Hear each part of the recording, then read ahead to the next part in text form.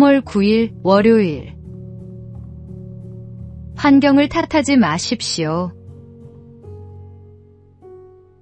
평생을 가난과 병고에 시달리며 그림을 그려야 했던 한국 화가 박수근. 그는 어린 시절 유복했으나 아버지의 사업 실패로 가세가 곤궁해지자 보통학교만 졸업하고 진학을 포기해야 했습니다. 그러나 이미 천부적인 재능을 보이기 시작한 그는 어려운 가정환경 속에서도 자연만을 벗삼아 그림을 그렸습니다. 독학으로 혼자 그림을 그리다. 처음으로 선전에 출품한 수채화 봄이 오다가 입선되자 자신감을 얻었습니다. 그러나 이후 3년간 낙선을 거듭했습니다.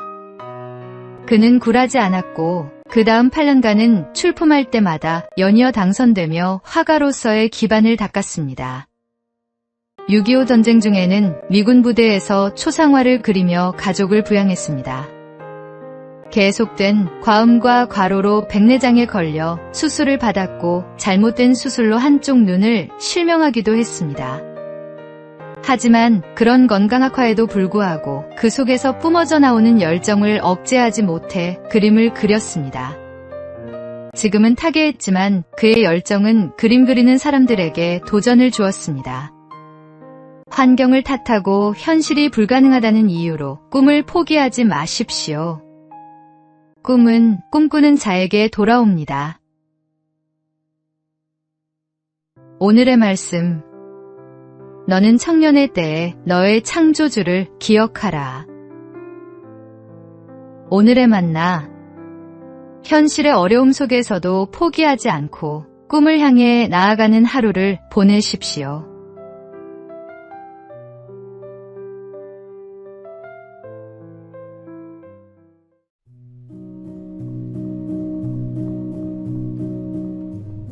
(3월 10일) 화요일. 소원이 아닌 기도. 어릴 적 주말 아침이면 TV에서 디즈니 만화를 챙겨봤습니다. 백설공주나 신데렐라도 좋았지만 무엇이든 소원을 들어주던 램프의 요정 지니가 특히 인상 깊었습니다. 모래바람이 부는 사막 어딘가에 그가 실제로 살고 있을 거라 믿으며 집에 있던 주전자를 문질러 보기도 했습니다. 얼마 전 지니를 각색한 드라마를 보며 스스로에게 질문했습니다. 지금 내 앞에 지니가 나타나 3가지 소원을 묻는다면 무엇을 말할까? 어린 시절처럼 가벼운 소망은 떠오르지 않았습니다. 대신 명료하고 절실한 바람들이 떠올랐습니다. 전쟁과 폭력이 멈추는 세상, 기후 위기가 멈추는 지구, 그리고 주어진 생을 잘 살아내는 것. 문득 깨달았습니다. 이렇게 명료하고 간절한 바람을 성경은 소원이 아니라 기도라 부른다는 사실을. 소원은 이루어지길 기다리는 것이지만 기도는 그 바람에 합당한 삶으로 나를 이끄는 부르심입니다. 기도는 즉시 이루어지는 기적이 아니라 살아가는 동안 수없이 다짐하며 포기하지 않고 실천하는 간절함입니다. 소원을 들어줄 지니를 기다리기보다 오늘도 그 기도를 따라 살아가기로 합니다. 하나님께서는 우리의 기도를 들으시고 그 기도에 합당한 사람으로 우리를 빚어가시기 때문입니다. 오늘의 말씀. 쉬지 말고 기도하라. 오늘의 만나. 오늘 하루 기도의 응답을 기다리기보다 기도에 합당한 삶으로 응답하십시오.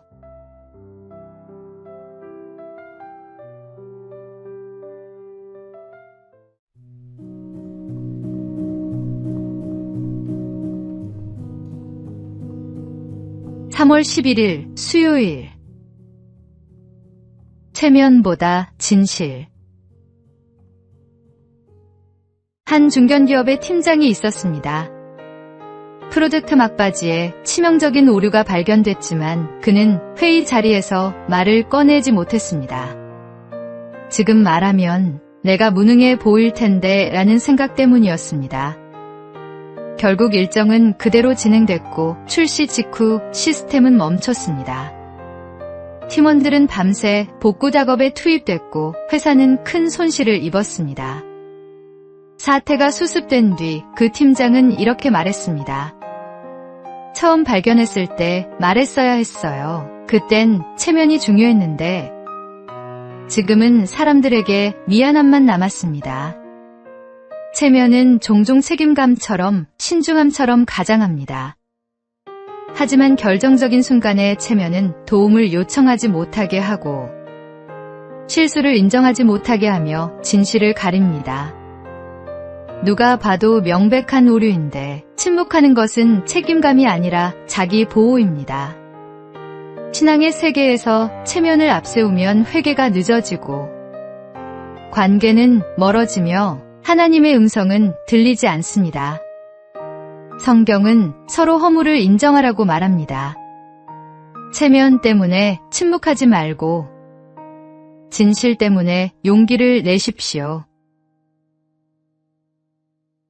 오늘의 말씀. 너희 죄를 서로 고백하며 병이 낫기를 위하여 서로 기도하라. 오늘의 만나.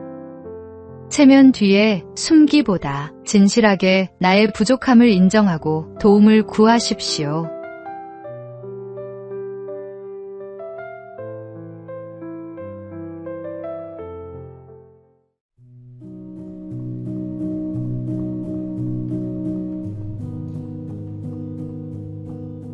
(3월 12일) 목요일. 얼굴 없는 이웃. 전북 고창군 흥덕면의 한 낡은 우체통을 통해 얼굴 없는 이웃이 7년째 성금을 보내고 있어 화제입니다. 흥덕우체구가 우체통에서 흥덕면장님이라고 적힌 흰 봉투 하나가 발견됐습니다. 우체국 직원이 확인했더니 5만 원권 54장과 1만 원권 1장, 총 271만 원의 현금과 손편지가 나왔습니다.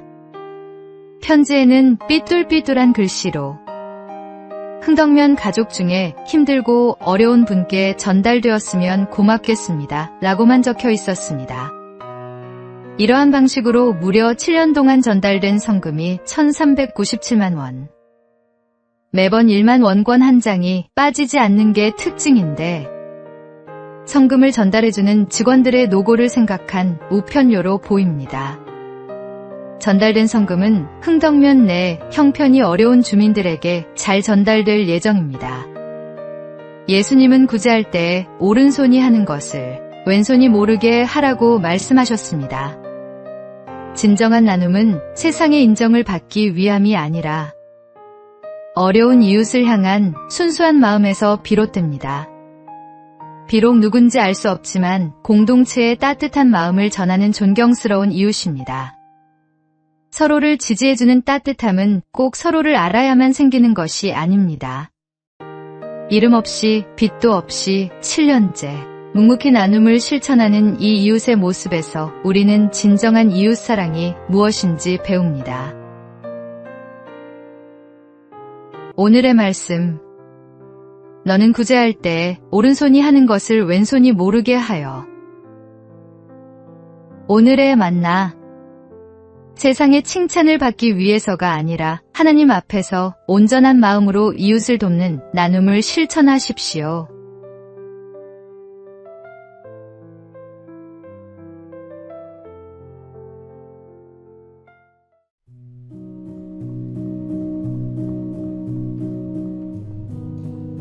(3월 13일) 금요일. 틀린 것이 아니라 다를 뿐. 배우 차인표와 신혜라는 여러 인터뷰와 간증 자리에서 결혼과 가정에 대해 공통된 이야기를 반복해왔습니다.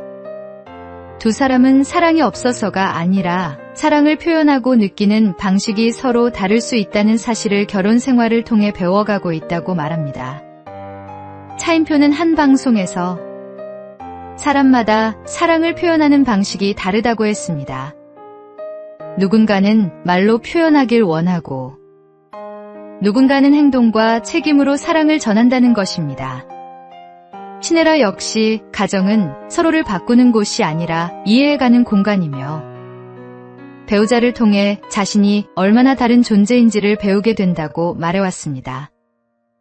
이 부부가 공통으로 강조하는 것은 한 가지입니다. 가정은 완성된 사람들이 모이는 곳이 아니라 서로 다른 두 사람이 함께 자라가는 자리라는 사실입니다. 그래서 우리가 옳으냐, 상대가 틀렸느냐를 묻기보다 이 사람은 어떤 방식으로 사랑을 느끼는가를 계속 배워가야 한다고 말합니다. 행복은 생각보다 거창한 데서 오지 않습니다. 상대를 내 기준에 맞추려는 마음을 내려놓고 다름을 인정하는 순간 가정은 조금씩 숨을 쉬기 시작합니다. 틀린 것이 아니라 다를 뿐이라는 사실을 받아들이는 것. 그것이 오랜 시간 함께 살아온 부부만이 할 수 있는 담담한 신앙의 고백입니다. 오늘의 말씀. 이러므로 남자가 부모를 떠나 그의 아내와 합하여 둘이 한 몸을 이룰지로다. 오늘의 만나. 배우자의 다름을 인정하고 그 방식으로 사랑을 표현해 보십시오. 완벽함이 아닌 이해가 가정을 행복하게 만듭니다.